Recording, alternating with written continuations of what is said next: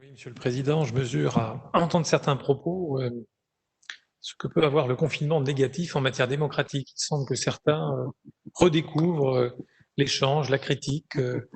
C'est pour le moins assez surprenant.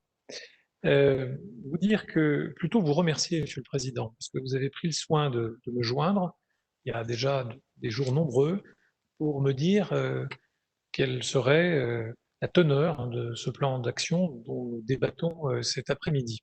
Et je veux vous en remercier très sincèrement parce qu'il y a en effet urgence à intervenir dans des temps courts. Évidemment, pour vous aussi, nécessité de communiquer, nous l'entendons bien. Mais je le redis, et la presse fera ses comptes, on ne peut pas à la fois mettre sur le même plan des mesures nouvelles et des mesures qui participent, on va dire, d'un remploi de moyens qui ont été déjà votés ou qui participent de nos dépenses obligatoires. Bon.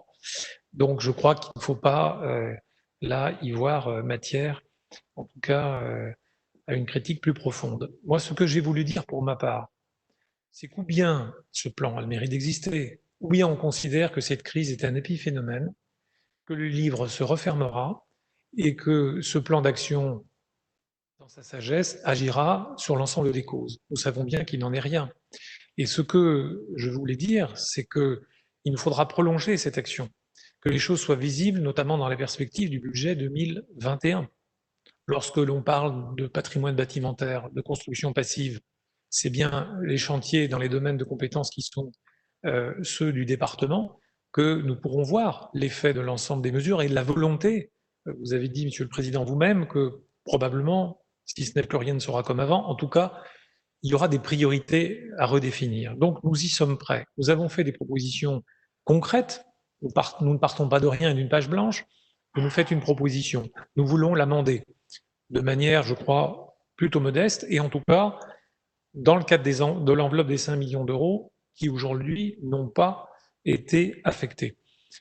Et je reviens, mais je crois que vous allez y répondre, sur la question des 5 millions dédiés aux collectivités qui étaient bien promis pour 2021 déjà. Je crois qu'il ne faut pas établir de liste de priorités, je le redis, et en légalité, en opportunité, ce serait contestable. Il faut vraiment permettre à toutes les collectivités de concourir et en tout cas de partir sur un pied d'égalité pour des dossiers qui, j'imagine, seront exigés à l'automne et des travaux que vous souhaitez voir débuter durant le premier semestre 2021.